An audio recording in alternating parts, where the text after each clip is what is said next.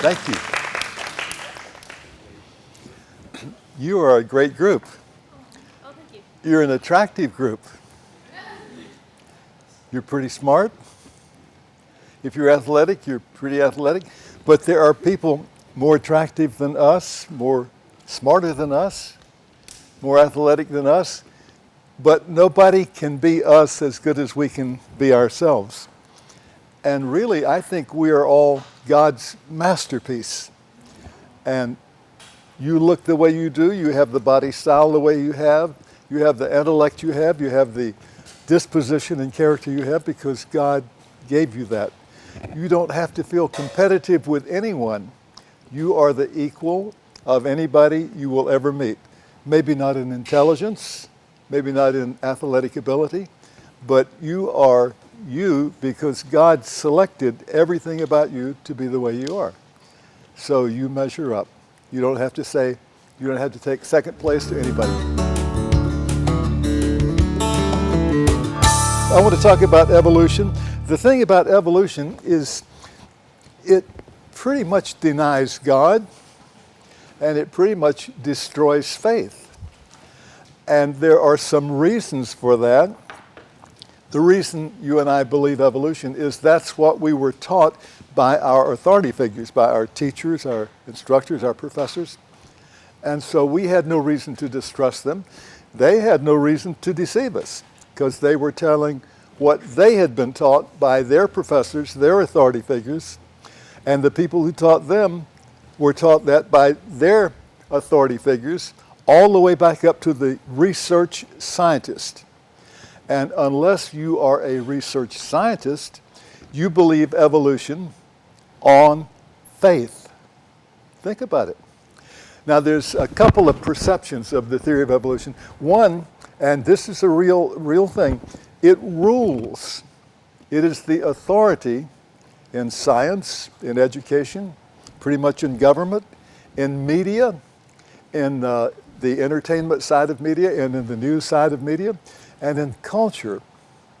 It rules. The problem is it rules out God.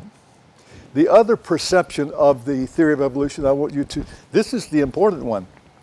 The theory of evolution is only and no more than an alternate explanation of things that finds no room for God. Now, if you're like me, you wonder whether to believe it. And you, like me, we kind of know what we know, and we don't know what we don't know. And we wonder if we knew what that college professor knows, we might agree with him. We might think just like him. We might say, you're right, no God, let's get on with it. Well, I hope in the next few minutes we can give you a basis for not ever feeling that.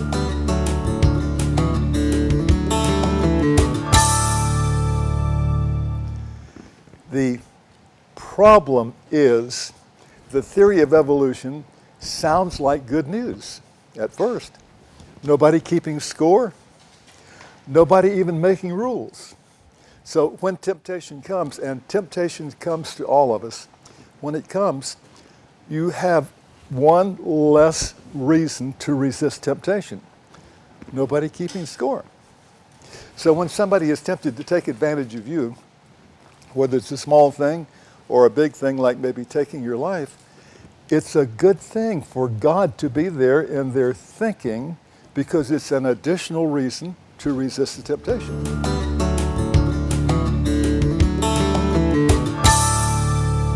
In your mind's eye, think of every school day of the school year.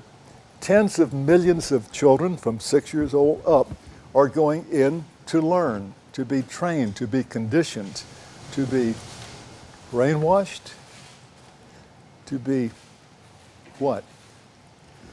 Because only the theory of evolution, the theory of evolution is the only explanation of origins that is taught in the schools.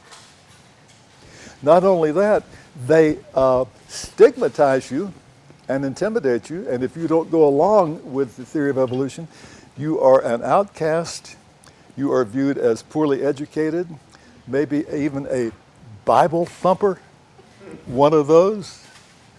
So it's important that you and I learn to answer these questions that are raised by the theory of evolution. The people you're ministering to have pretty much bought into the idea that God is a pre-scientific concept. They pretty much bought into the idea that, religions really have their origins in antiquity. Well, that's a kind of a loaded statement, because that's like saying if it's not modern, we need to question it.